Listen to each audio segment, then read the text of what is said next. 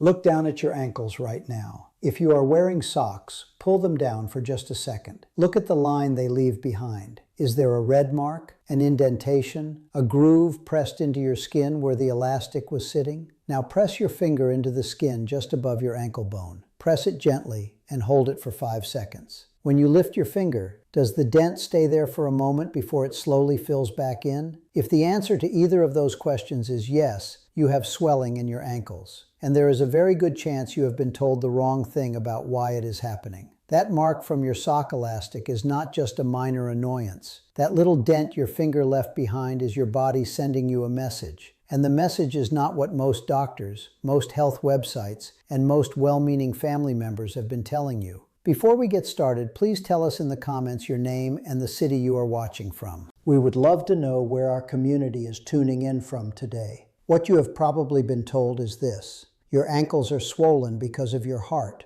or because you ate too much salt, or because you are getting older and that is just what happens after 60. Maybe your doctor ordered an echocardiogram. Maybe your cardiologist told you to cut the bacon, skip the pizza, stay away from the canned soups. Maybe you started taking a diuretic, which is a water pill, a pill designed to make your kidneys pull more fluid out of your body through your urine. And maybe the swelling improved a little but never fully went away. Maybe it comes back every single evening no matter what you do. That is the experience of millions of Americans over 60. They do everything right. They watch the salt. They take the pill. They see the cardiologist. And their ankles are still puffy by dinner time. There is a reason for that. And today, working as a general practitioner, seeing these cases week after week in Chicago, I want to explain what that reason actually is, because it is almost never talked about, and it changes everything about how you approach this problem. The heart explanation makes total sense on the surface. Here is how it goes. Your heart pumps blood out to your entire body. That blood carries oxygen and nutrients to your tissues. Then the blood returns to the heart through your veins. If the heart is weak or struggling, it cannot pump as efficiently. Blood starts to back up. Pressure builds up in the veins. That extra pressure pushes fluid out of the veins and into the surrounding tissue. Gravity pulls that fluid down to your ankles. Swelling happens. It is a logical explanation. It is clean. It is taught in every medical school in the country. And for a specific group of people, it is accurate. People with congestive heart failure, a condition where the heart muscle is genuinely too weak to keep up with the body's demands, do develop ankle swelling. That is real. But here is the problem. That explanation has been applied to nearly every older adult with puffy ankles, as if there is only one possible cause. And that is where the mistake happens. Because when doctors do a full cardiac workup on many of these patients, meaning they check the heart with ultrasound, they look at the ejection fraction, which is the percentage of blood the heart pumps out with each beat. They run blood tests. They do everything by the book, and the heart comes back completely normal. The heart is fine. Not perfect, but not the cause of the swelling. So if it is not the heart, what is it? Before we continue, do not forget to subscribe to this channel. Having consistent access to information based on science is what allows you to age in a healthy and long-lasting way. Hit the subscribe button right now and make sure you never miss what comes next. The answer is your lymphatic system, and if you have never heard much about it, that is exactly the problem. Most people know about their circulatory system. Blood goes out from the heart, delivers oxygen, comes back. Clean and simple. But there is a second fluid system in your body that almost nobody talks about, and it runs parallel to your blood vessels through every single part of your body. That system is the lymphatic system. Here is how to think about it. Imagine your blood vessels are like a city water supply. Water comes in under pressure, goes to every house, does its job. But not all of that water gets neatly collected and sent back. Some of it seeps out into the surrounding ground. If there were no drainage system, the ground would get waterlogged. That is where the sewage and drainage system comes in.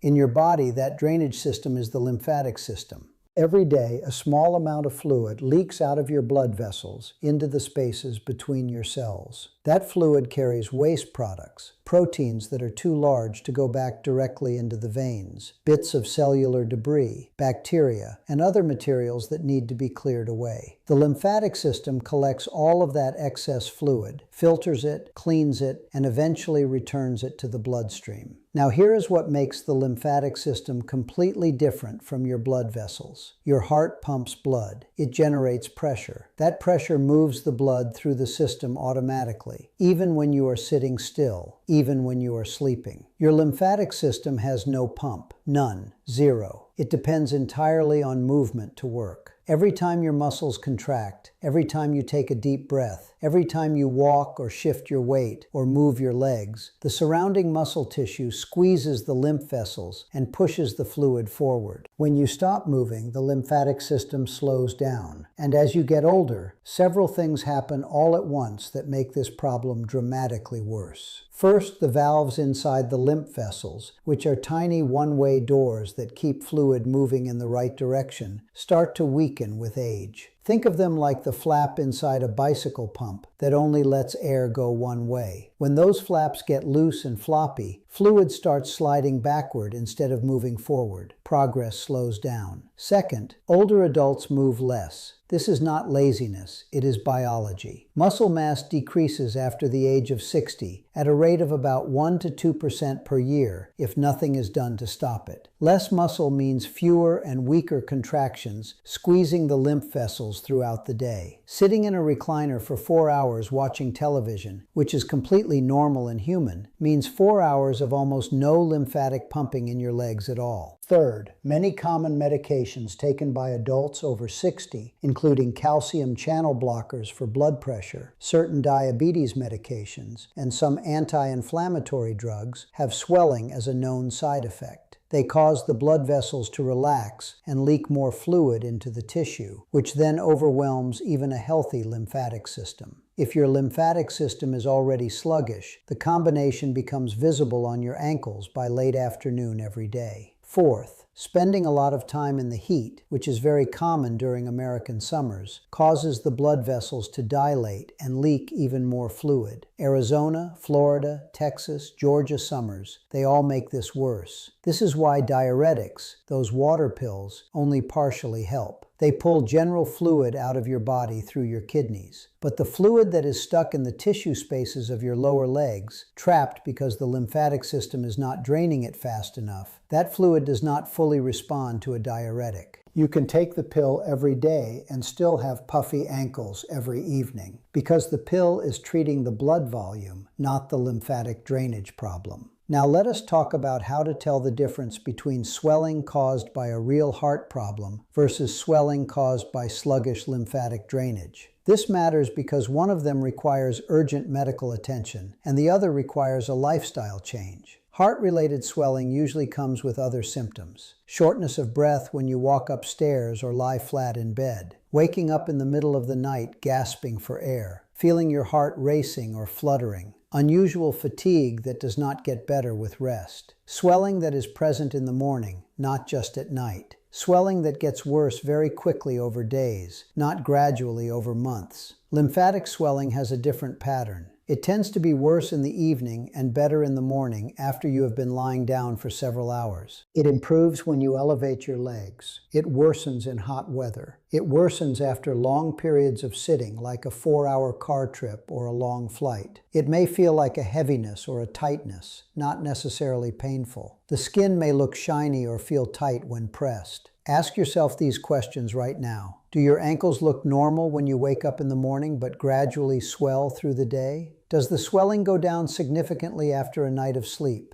Does sitting for long periods, like watching a full movie or driving a long distance, make it noticeably worse? Do you spend most of your day sitting, whether in a chair, a couch, or a recliner? If you answered yes to most of those, you are very likely looking at a lymphatic drainage issue, not a heart problem. That does not mean you should skip your next cardiology appointment. It means you should also start addressing the real mechanical problem that nobody has told you about. Now let us talk about what you can actually do. And this is specific. This is not generic advice like drink more water and walk around. This is a structured daily approach that addresses the lymphatic drainage mechanism directly. The first part of the approach happens the moment you wake up, before you even stand up. While you are still lying in bed, raise both legs in the air. Bend your knees slightly if you need to, and start moving your feet in slow circles. Do 10 circles one direction, then 10 circles the other direction. Then flex your foot up toward your shin. Hold for 2 seconds. Then point it away from you. Hold for 2 seconds. Do this 15 times on each foot. This takes about 3 minutes. What you are doing is using the calf and shin muscles to create the squeezing action that pumps lymph fluid up and out of your lower legs before gravity has a chance to pull it all back down when you stand. Then, once you are standing, begin the next step. While standing at your kitchen counter, whether you are waiting for your coffee to brew or your eggs to cook, rise up on your toes slowly so that your heels lift off the ground. Hold for 1 second. Lower slowly. Do this 20 times. This calf raise movement is one of the single most effective lymphatic pumps in your body. The calf muscles are sometimes called the second heart for exactly this reason, because when they contract, they generate real upward pressure that drives fluid out of the feet and ankles and back toward the core of the body. The third part happens throughout the day. You need what is called a movement break every 45 to 60 minutes, not a walk around the block. Just stand up. Do 10 calf raises. Walk to the kitchen and back. March in place for 60 seconds. That is enough. The lymphatic system does not need a marathon. It needs interruption of long sitting periods. Every hour you sit without moving, fluid is pooling in your lower legs. Every time you stand and use your calf muscles, you drain it. Think of it like pressing a sponge. If you squeeze it once an hour, it never gets completely saturated. If you leave it for 4 hours without squeezing, it is soaked and heavy. The fourth part is what you do on the couch or in your recliner in the evening. This is when most American adults over 60 are watching television. Instead of sitting with your feet on the floor, put them up, not just a little raised. Your feet should be at or above the level of your heart if possible. Use pillows, use an ottoman, use a recliner tilted back. This position uses gravity as your ally instead of your enemy. Fluid that has accumulated in the ankles throughout the day will passively drain back toward the body when your legs are elevated. Stay in this position for at least 30 minutes in the evening. The fifth part is the one most people never think about, and it addresses the issue of the lymphatic vessels themselves, not just the fluid movement. Gentle self-massage of the lower legs can physically move lymph fluid when it has become sluggish. Use both hands and start at your calf, not your ankle. Stroke upward toward the knee with gentle but firm pressure. Do not press so hard that it hurts, just firm enough to move the skin slightly. Work your way from the calf up to just below the knee. Do this for 2 minutes on each leg. You can do this while watching television.